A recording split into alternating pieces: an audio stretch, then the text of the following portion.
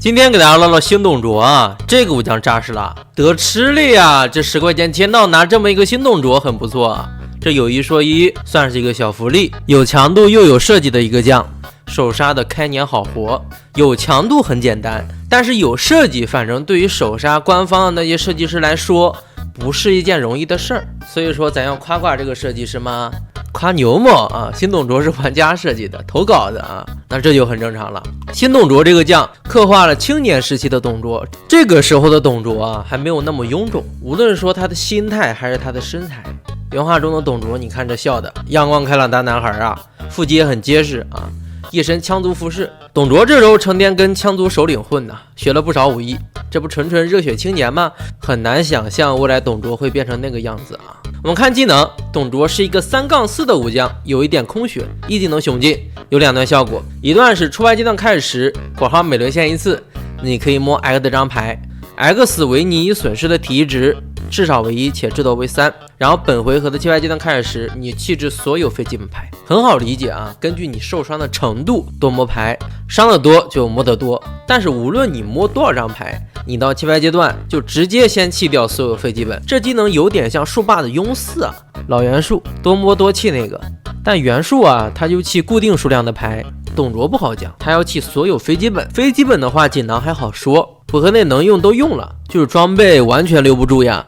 挂身上你也要弃，从这点就能看出来，新董卓他不是一个慢慢打运营的将，他就是跟你对棒雄劲啊，猛攻你。继续看，还有一段效果，其他角色出牌阶段开始时（每轮限1次），你可以另弃摸 X 张牌，然后本回合的弃牌阶段开始时，弃置所有金牌。那这段效果就不是给自己用的了，给敌人或者给队友用的。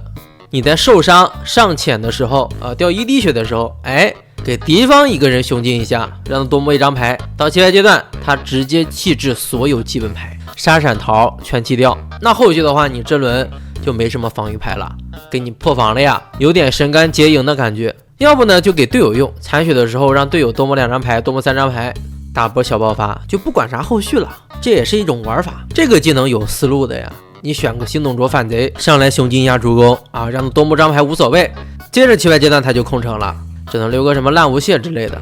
当然你要是曹睿这种主攻，当我没说。2技能镇边锁定技，你的手牌上限等于你的体力上限，当有牌不应使用进入弃牌堆时，你记录这些牌的花色，然后若你记录了4种花色且体力上限小于8，你清除记录的花色并加1点体力。镇边很明显它是个发育技能了，咱董卓先在边疆打野，等功绩积累的差不多了，声望也有了，再到中原看看，观望局势。至于该怎么发展还不清晰，走一步看一步。镇边这个技能出来，首先董卓就不用担心自己没手牌上限了，最低也是4，还能更高，接着发育就行了。集牌的花色发育跟魔方中一样，只要有牌不应使用进入弃牌堆，他这个牌的花色你就能集。这种情况很多啊，场上有人想一个南蛮万剑，出个杀出个闪就算，弃牌阶段弃牌也算，各种各样锦囊对吧？技能搞的牌进入弃牌堆也算。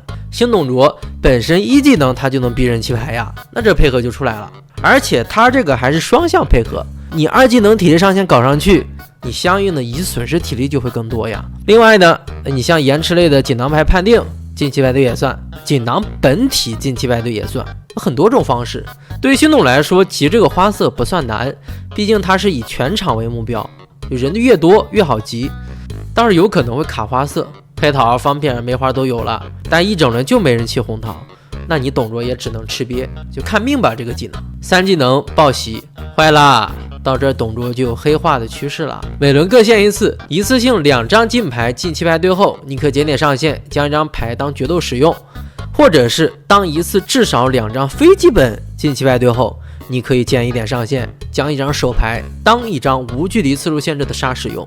报喜这个技能就显出董卓的性格啦，为了赢，为了军功开始不择手段啦，血上限我也不要，直接就跟你对爆，无所谓，反正我董卓上限多，后面也能涨上限，这些上限不用白不用，发育我觉得都不需要等，直接卖血。多打输出很重要，条件是一次性进2基本或非基本到弃牌堆，这个也不算难吧？你正常弃牌阶段弃牌就能实现呀。也不说这了，就1技能雄进就能配合你，强行逼人气啊！弃的还都是同一类型的。我操，要这么分析的话，星董卓这技能一环扣一环呀，3个技能巧妙联动。除此之外呢，它还能配合一些其他武将的技能。这暴袭又是一个需要摸气流武将配合的技能啊，就是手杀之类武将少一点，配合不是很能打出来。其实也不用配合，那每轮就限1次，你配合啥呀？正常用就行。这暴袭倒是可以和大汉皇帝刘协的天命打配合，天命磨2张弃2张，你董卓很可能就发动暴袭，这也算是一个历史契合上的联动。这星董卓不烂的呀，保留我的基本牌吧。这个武将有过牌，有输出，也有强控，技能发动频率也不低，很全面的将了，性价比超级高。逆贼造乱，此吾等建功之时，将者当有勇有谋，屡战屡胜。